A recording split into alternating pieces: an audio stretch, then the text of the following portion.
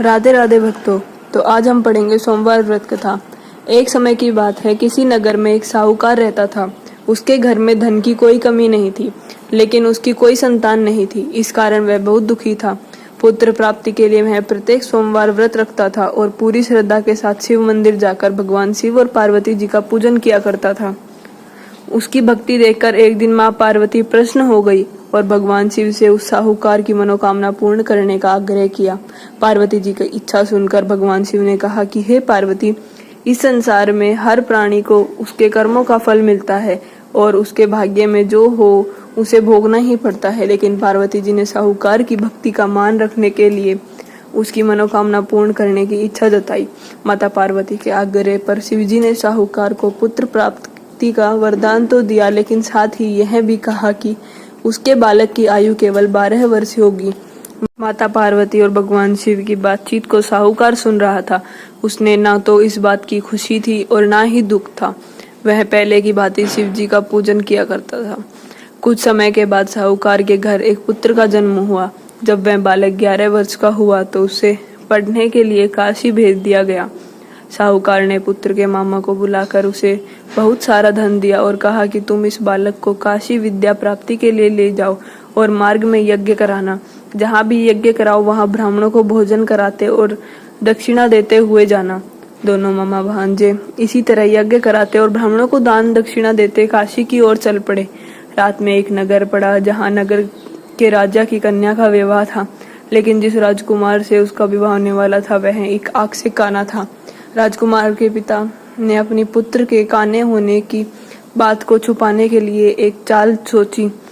साहूकार के पुत्र को देखकर उनके मन में एक विचार आया। उसने सोचा, क्यों ना इस लड़के को दूल्हा बनाकर राजकुमारी से विवाह करा दूं। विवाह के बाद इसको धन देकर विदा कर दूंगा और राजकुमारी को अपने नगर ले जाऊंगा। लड़के को दूल्हा के वस्त्र पहनाकर राजकुमारी से विवाह करा दिया गया। लेकिन साहूकार का पुत्र ईमानदार था, उसे यह बात न्याय संगत नहीं लगी।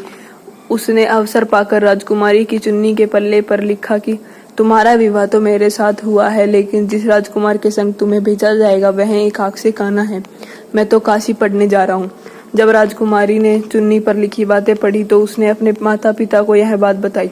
राजा ने अपनी पुत्री को विदा नहीं किया, जिससे बारात वापस चली गई। दूसरी ओर साहूकार का लड़का और उसका मामा काशी पहुंचे और वहां जाकर उन्होंने यज्ञ किया। जिस दिन लड़के की आयु 12 साल की हुई उसी दिन यज्ञ रखा गया। लड़के ने अपने मामा से कहा कि मेरी तबीयत कुछ ठीक नहीं है। मामा ने कहा कि तुम अंदर जाकर सो जाओ। शिव जी के वरदानुसार कुछ ही देर में उस बालक के प्राण निकल गए। मृत भांजे को देख उसके मामा ने विलाप शुरू किया। संयोगवश उसी समय शिव जी और पार्वती उधर से जा रहे थे। पार्वती ने भगवान से कहा, स्वामी, मुझे इसके रोने के स्वर सहन नहीं हो रहे।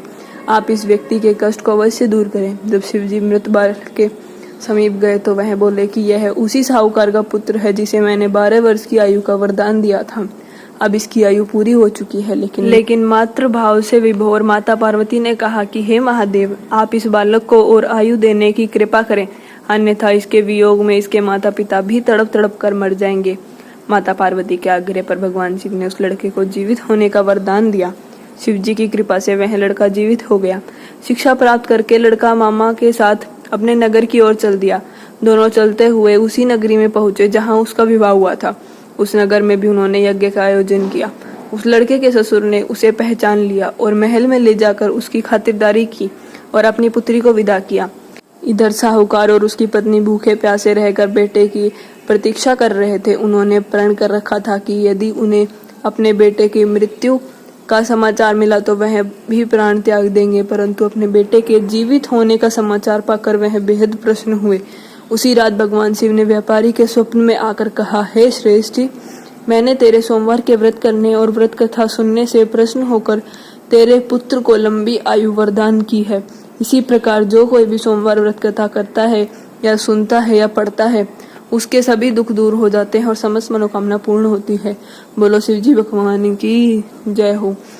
राधे राधे भक्तों, अगर आपको हमारे चैनल की वीडियो अच्छी लगी हो तो आप हमारे चैनल को सब्सक्राइब करें और अगली वीडियोस के लिए नोटिफिकेशन ऑन कर लें। राधे राधे।